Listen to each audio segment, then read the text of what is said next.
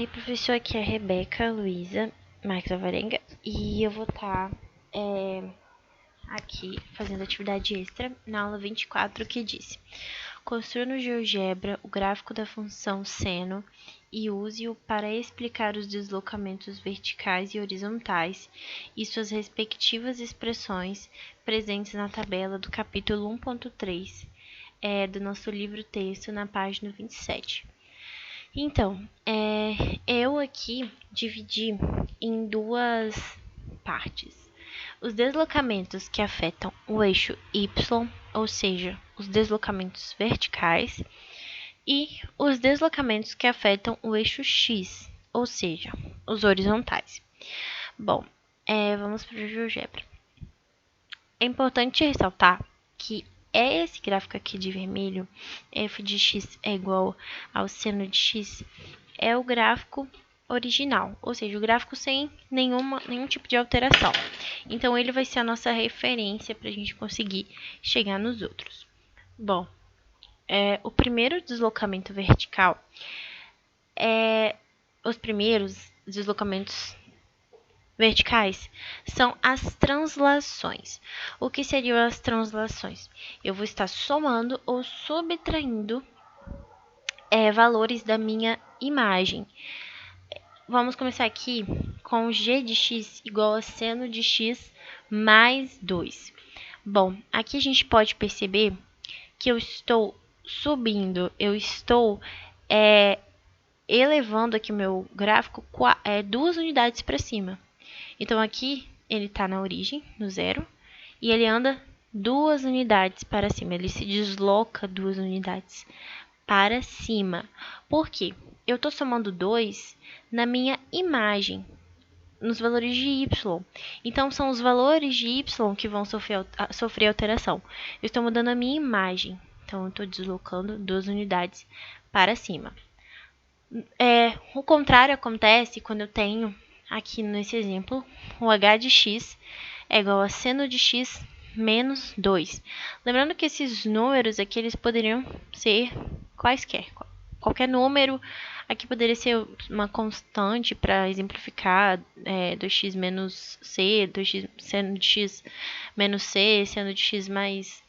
Enfim, mas eu botei 2 para ficar mais visualmente, né, aqui no GeoGebra.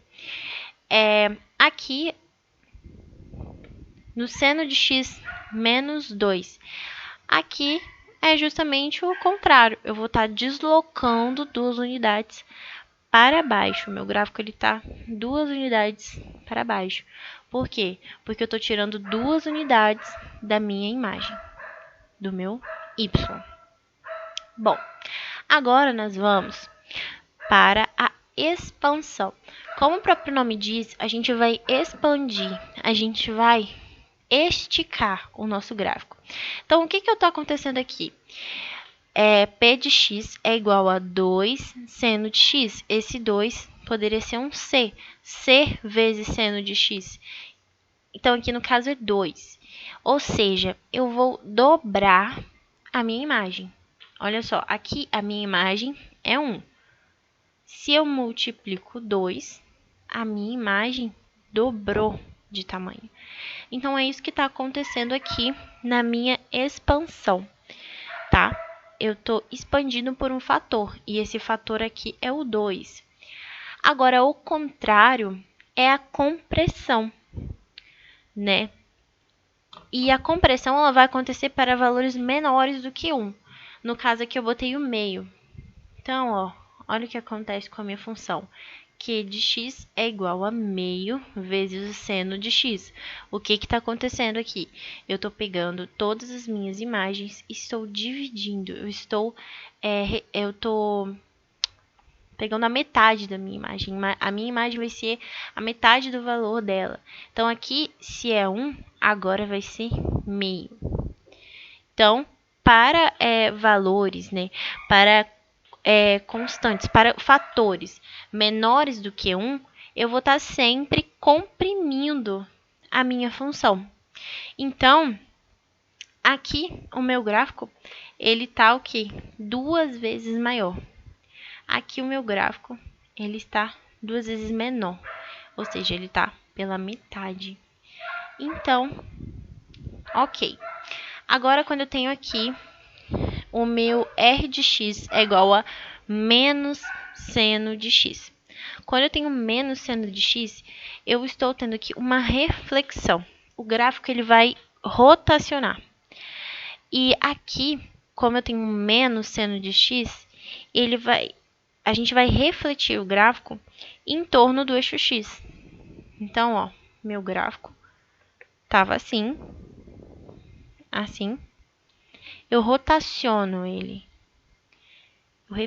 Eu vou refletir ele em torno do eixo x. Bom, essas aqui foram as alterações que afetam o eixo y, ou seja, são as alterações verticais. Agora, nós vamos ver as alterações que afetam o eixo x, ou seja, as horizontais. Os nomes são os mesmos. Então, aqui, eu tenho s de x é igual a seno de x mais 2. Aqui, está acontecendo o contrário, porque eu não estou afetando o valor da minha imagem, eu não estou afetando o valor do meu y, eu estou afetando o valor do meu x. Então, por isso que as alterações vão ser no eixo x. Então, aqui eu estou somando duas unidades no meu x.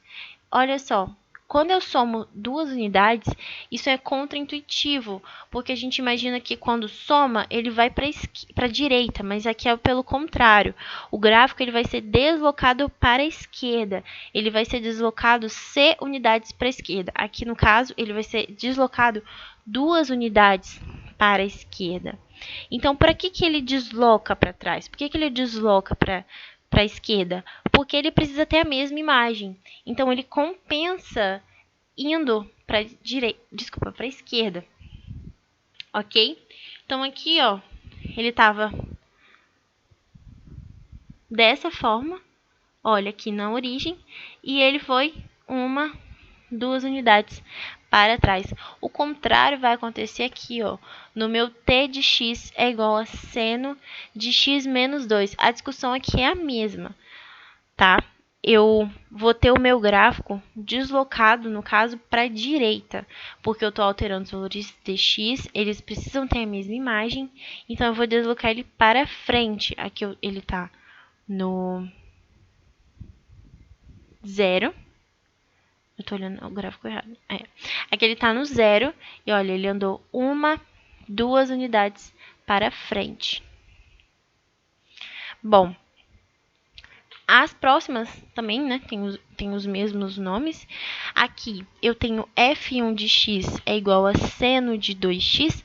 Então, o que está acontecendo aqui? Eu estou multiplicando os meus valores de x por 2. Então, vamos ver como é que vai ficar.